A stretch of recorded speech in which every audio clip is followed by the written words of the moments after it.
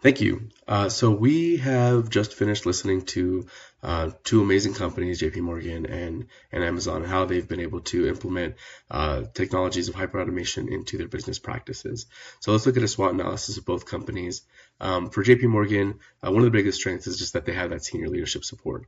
The senior leadership is really wanting to implement these technologies into the business, and they've been successful in pushing it. They have over 2,000 employees who are working on these advanced technologies and maintaining them, making sure that they're running properly. And they've implemented a strong oversight model to ensure that these technologies are being implemented appropriately.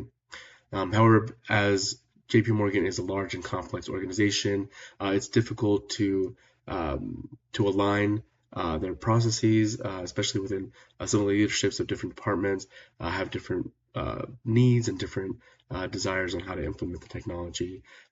Their old their legacy architecture makes it difficult to update and use the technology, use the hyperautomation, and they also need to be aware of all the regulatory requirements and concerns about data sensitivity. But as JP Morgan continues to educate their employees and upskill and redeploy the employees, they will be able to overcome some of those weaknesses bit by bit. And they need to leverage the cloud computing. As a large, complex organization, the cloud computing is going to help with the scalability, accessibility, and cost efficiencies of implementing hyperautomation and these technologies into the business. The threats that JP Morgan needs to be aware of is just that this is a highly competitive market, competitive landscape. There are so many financial technology companies and efforts being put out there, and so JP Morgan just has to be ahead of the curve there.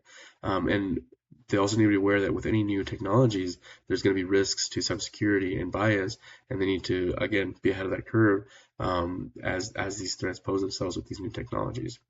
Now, on the Amazon side, their strength is that they have always been an innovative company. They went from selling books to selling items to et cetera, moving forward, and they've really changed the game multiple times. They are a market leader. They've demonstrated the ability to acquire technology, and plus they have positive press and public perception. That helps with the acceptance of the technologies into their business. But Amazon is a low margin, high volume business model that decreases their ability to invest in innovation. Doesn't stop them, but it is a little bit harder for them to invest because of this low margin business model. It's a huge company. It's hard to implement technology, the hyperautomation technology, throughout the entire company, and their method of using robots in their warehouses, for example, it's a costly venture. As Amazon continues to increase their use of hyperautomation, eventually they will be fully automating the fulfillment centers, and they'll have humans maintaining the robots and the technologies.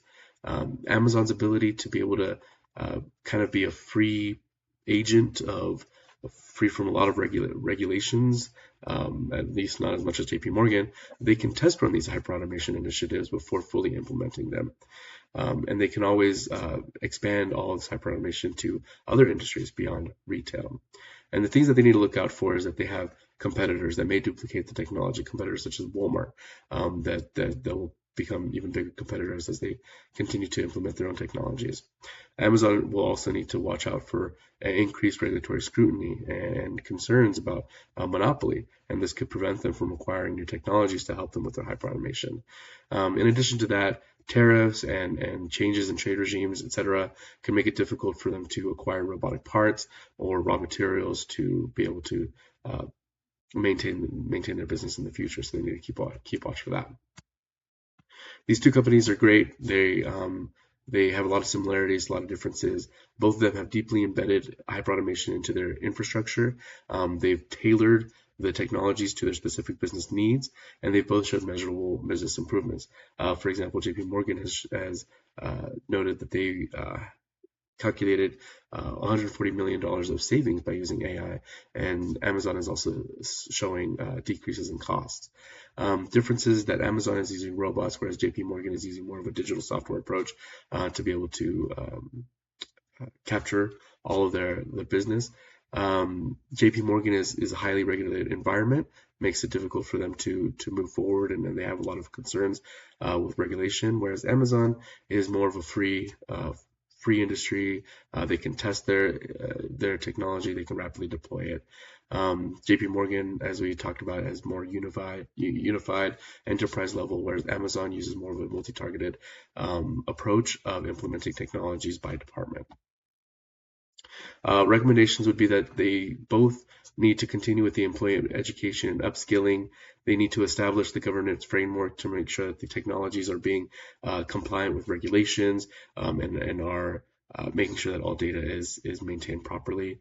And always, any technology that they implement needs to be customer centric. They need to make sure that it's going to be to the benefit of the customer, because they want to make sure that they're bringing those customers back continuously. And I'll end on this note: the firms that win the future will be those that master both the technology and the transformation. Thank you.